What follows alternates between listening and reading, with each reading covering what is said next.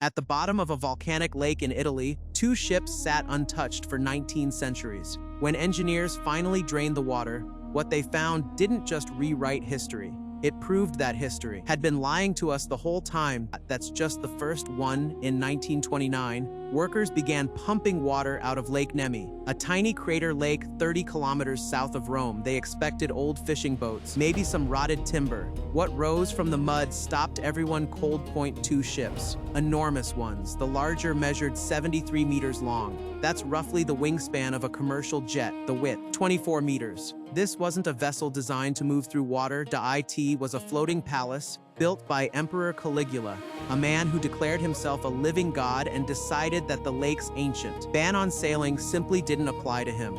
And the details inside were almost impossible to believe. Marble floors, mosaic tile inlaid with colored glass. Ivory carved walls, a full plumbing system with bronze pipes running beneath the deck. One of those pipes bore an inscription, the full name of Caligula himself, as if even the water supply needed to know who it served. But here's the part that genuinely disturbed engineers when they found it. Hidden inside the ship's rotating mechanisms were ball bearings, precision-crafted spheres of lead and bronze, seated inside wooden housings, ball bearings. A technology historians believed wasn't invented until the 1400s. The Romans were using them 500 years earlier on a ship that was never supposed to leave a lake. They also found anchors with iron claws, a design that didn't become standard until the 11th century. The ships were raised. A museum was built on the lakeshore. Thousands came to see them. Then, on the night of May 31st, 1944, both ships burned to ash. The Italian government blamed retreating German soldiers.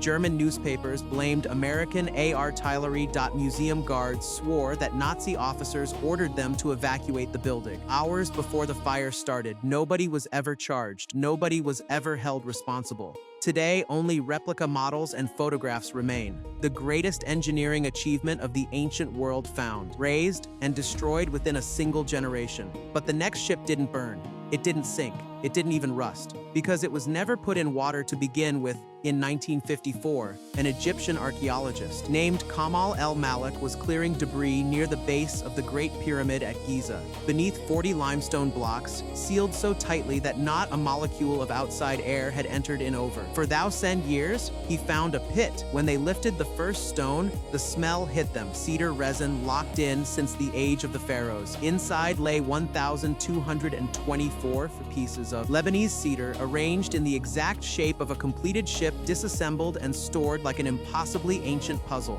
No nails. No metal of any kind. The entire hull was meant to be laced together, with rope threaded through channels carved into each plank, so tight the wood would swell and seal itself against water. Experts say if you put it in the Nile right now, it would float without hesitation. It took a restorer named Ahmed Youssef Mustafa 14 years to reassemble it. 14 years. The finished ship stretched 43 meters. I bore traces of actual use water stains, where patterns, suggesting it had carried Pharaoh Khufu himself down the Nile before being carefully taken apart and buried beside his pyramid. Not discarded, buried, with intention, whatever Khufu believed waited. For him after death, he wanted his ship there too. Now, the third ship. Spring 1900. A Greek sponge diver named Elias Stadiatus surfaced near the tiny island of Antikythera, face pale, barely able to speak. He told his captain he had seen bodies on the seafloor, dozens of them, horses too. The captain dove himself. What he found wasn't bodies, it was bronze and marble statues, encrusted with sea growth, scattered across a rocky slope 40 meters down. The wreck of a cargo ship, sunk somewhere between 60 and 50 BC, carrying what may be the most extraordinary collection of objects ever loaded onto a single vessel. Divers recovered bronze sculptures, marble statues, gold jewelry, glass so delicate it had no right to survive 2,000 years underwater. But one object changed everything. It looked like a corroded lump of bronze about the size of a thick book. Researchers almost overlooked it entirely. Decades passed before anyone fully understood what they were holding. Interlocking bronze gears, hand-cut to tolerances that shouldn't have been achievable without modern tools. Greek inscriptions covered every surface. The device tracked the position of the sun and moon. It predicted solar and lunar eclipses, followed the cycles of the Olympic Games. Nothing of comparable mechanical sophistication would be built again for over 1,000 years. The Antikythera Mechanism.